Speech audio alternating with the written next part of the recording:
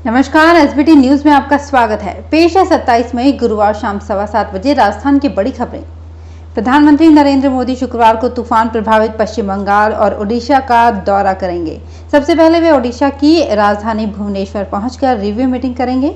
इसके बाद मोदी बालासोर, भद्रक और पूर्वी मेदिनीपुर का हवाई सर्वे करेंगे। इन जिलों में ही तूफान ने सबसे ज्यादा तबाही मचाई है। इसके बाद वे बंगाल में भी रिव्यू मीटिंग करेंगे। बंगाल और ओडिशा में तबाही मचाने के बाद यास तूफान आगे बढ़ गया है, लेकिन ये तूफान अपने पीछे तबाही का मंजर छोड़ गया है।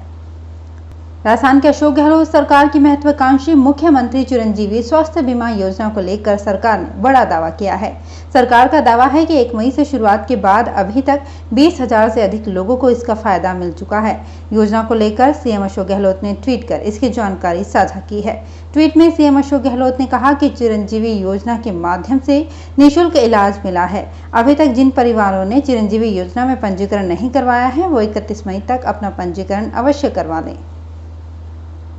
हज यात्रा 2021 पर भी विश्वव्यापी कोरोना महामारी के चलते संकट के बादल मंडरा रहे हैं। सऊदी अरब की ताज़ा गाइडलाइन के मुताबिक भारत से केवल 5,000 आजमीन ही हज के मुकद्दस सफर पर जा पाएंगे, लेकिन इन 5,000 लोगों में राजस्थान के कितने होंगे ये तय नहीं हो पाया है। इधर केंद्रीय हज कमेटी ने आजमीन से हेल्थ वेरिफिकेशन के लिए कहा है। हर साल भारत से 1.25 से 1.5 लाख आजमीन हज के लिए जाते हैं, लेकिन कोरोना के चलते पिछले साल हज नहीं हो पाया था। अलवर सारिस्का क्षेत्र से लगते गोलाकाबाज के निकट 2 दिन से कुएं में गिरे पैंथर के शावक को बुधवार देर रात करीब 2 बजे बाहर निकाला गया। वन विभाग की टीम ने बताया कि पैंथर की हालत को देखकर लग रहा है कि 1 या 2 दिन से कुएं में गिरा हुआ था। सूखा कुआं होने के कारण किसी को पता नहीं लगा।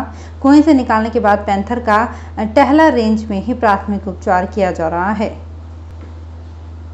राजस्थान में कोरोना की दूसरी लहर अब धीमी पड़ने लगी है। इसके साथ ही संक्रमित केसों की संख्या में कमी आने के साथ ही प्रदेश में स्थिति एक बार फिर सामान्य हो रही है। यह अस्पतालों की स्थिति भी दर्शा रही है। प्रदेश के सबसे बड़े डेडिकेटेड कोविड अस्पताल Rajasthan university of health and sciences की तस्वीरें बयां कर रही है। 11 दिन पहले तक जिस अस्पताल में एक सामान्य बेड लेने के लिए लोगों को भारी मशक्कत करनी पड़ती थी, आज वहां 100 से ज्यादा ऑक्सीजन सपोर्ट वाले बेड्स खाली पड़े हैं। खास बात यह है कि यहां ऑक्सीजन की डिमांड जो पीक के समय थी, उसकी तुलना में वो अब आधी रह गई। जयपुर अजमेर राजमार्ग पर बुधवार सुबह करीब 4 बजे बगरू रामान बस स्टैंड के समीप सोयाबीन तेल से भरा टैंकर अनियंत्रित होकर हाईवे किनारे पलट गया। पलटते ही टैंकर का लॉक टूटने से उसमें भरा रिफाइंड तेल बाहर बहकर निकल गया और देखते ही देखते सड़क किनारे नालों में इकट्ठा हो गया। आसपास के लोगों को जब तेल टैंकर पलटने की जानकारी मिली तो लोग कोरोना महामारी को भूल परिजनों के साथ ड्रम, टंकी, जरिकेन, पीपा, बाल्टी लेकर मौके पर पहुंच गए और सुबह 8 बजते बजते तो वहां पैर रखने की भी जगह नहीं थी। रिफाइंड सोयाबीन तेल से भरा टैंकर गुजरात के गांधीधाम से अलवर जा रहा था। इसी दौरान राजमार्ग पर बगरू रामान बस स्टैंड के समीप अचानक नीलगाय के आ जाने से चालक ने टैंकर से नियंत्रण खो दिया, जिससे वाहन अनियंत्रित होकर हाईवे किनारे पलट गया। पेट्रोल डीजल की बेतहाशा वृद्धि के खिलाफ राजस्थान प्रदेश कांग्रेस ने मोर्चा खोल दिया है। प्रदेश कांग्रेस अध्यक्ष गोविंद सिंह डोटासरा ने इसे लेकर केंद्र की मोदी सरकार को घेरा है। पीसीसी चीफ ने कहा कि यूपीए सरकार के समय 50-55 रुपए लीटर पेट्रोल डीजल होने के बावजूद महंगाई का रोना रोने वाले आज 100 रुपए लीटर पेट्रोल हो जाने के बाद भी चुप हैं। प्रदेश कांग्रेस मुख्यालय में पूर्व प्रधानमंत्री पंडित जवाहरलाल नेहरू की पुण्यतिथि के मौके पर मीडिया से बात करते हुए पीसीसी चीफ ने कहा कि पेट्रोल डीजल के दामों में लगातार इजाफा हो रहा है। महंगाई चरम पर है, लेकिन भाजपा के लोग चुप हैं।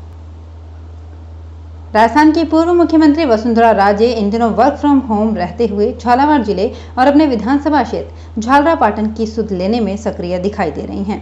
वे हर दिन अपने निवास स्थान से ही जिले की स्वास्थ्य व्यवस्थाओं की सुध लेकर संबंधित अधिकारियों और अपनी टीम के कार्यकर्ताओं के जरिए राहत पहुंचाने में जुटी दिख रही हैं। जहां सुधार या किसी आवश्यकता की दरकार होती है, उन्हें दूर करने के प्रयास किए जा रहे हैं। राजे के साथ उनके सांसद पुत्र दुष्यंत सिंह भी एक्टिव मोड पर नजर आ रहे हैं। वैक्सीनेशन ही कोरोना से लड़ने का सबसे असरदार हथियार माना जा रहा है, लेकिन भारत जैसी बड़ी आबादी वाले देश में इतनी जल्दी सभी को वैक्सीन नहीं लगाई जा सकती। इस बीच कनाडा की कंपनी सैनोटाइज का एक नेजल स्प्रे पूरी दुनिया में चर्चा का विषय बना हुआ है। सैनोटाइज का दावा है कि ये नेजल स्प्रे ब्रिटेन और न्यूजीलैंड में क्लिनिकल ट्रायल की प्रोसेस से गुजर चुका है, जिसमें ये 99% कारगर रहा। योग गुरु रामदेव के खिलाफ इंडियन मेडिकल एसोसिएशन का विरोध तेज होता जा रहा है। आईएमए ने गुरुवार को दिल्ली के आईपी स्टेट पुलिस स्टेशन में योग गुरु के खिलाफ शिकायत दी है। इसमें रामदेव पर महामारी एक्ट, आपदा एक्ट और राजद्रोह समेत दूसरी धाराओं के तहत मामले दर्ज करने की मांग की गई है। इस शिकायत की वजह रामदेव का वो बयान है जिसमें उन्होंने एलोपैथी को बकवास और दिवालिया साइंस कहा था। इसे लेकर आईएमए उनसे नाराज है। देश में कोरोना वैक्सीन की किल्लत के बीच राहत भरी खबर आ रही है। अमेरिकी कंपनी फाइजर ने केंद्र सरकार से कहा कि उसकी वैक्सीन 12 साल और इससे ज्यादा उम्र के सभी लोगों के लिए सुरक्षित और बेहद असरदार है। कंपनी ने दावा किया है कि ये वैक्सीन सबसे पहले भारत में मिले कोरोना के स्ट्रेन पर भी काफी हद तक प्रभावित है। कंपनी ने बताया कि वैक्सीन को 2 से 8 डिग्री तापमान पर 1 महीने तक स्टोर किया जा सकता है। फाइजर जुलाई से अक्टूबर 2021 के बीच भारत को वैक्सीन के 5 करोड़ डोज देने के लिए तैयार है। हालांकि इसके लिए उसने सरकार से नुकसान होने पर हर्जाना समेत कुछ अन्य छूट मांगी है। पेट्रोल डीजल के साथ ही बढ़ती हुई महंगाई और वैक्सीन आपूर्ति को लेकर सरकार की ओर से केंद्र पर जमकर आरोप लगाए जा रहे हैं। राजस्थान सरकार के मंत्री प्रताप सिंह खाचरियावास और मुख्य सचेतक महेश जोशी ने इन मामलों को लेकर केंद्र सरकार को आड़े हाथों लिया है। खाचरियावास और जोशी ने केंद्र सरकार पर आरोप लगाते हुए कहा कि पेट्रोल और डीजल के दाम आसमान छू रहे हैं। पेट्रोल जहां 100 रुपए पार कर गया है तो वहीं डीजल भी अब 100 रुपए के करीब पहुंच गया है।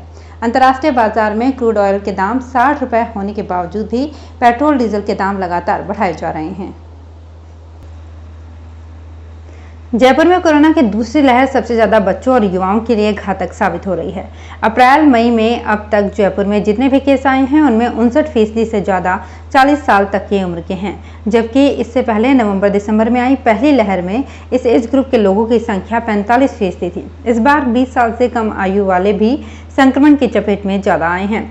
सीएमएचओ जयपुर से मिली रिपोर्ट के मुताबिक जयपुर में मई के शुरुआती 24 दिन में 7,258 और पूरे अप्रैल में 6,317 बच्चे कोरोना से संक्रमित हुए हैं।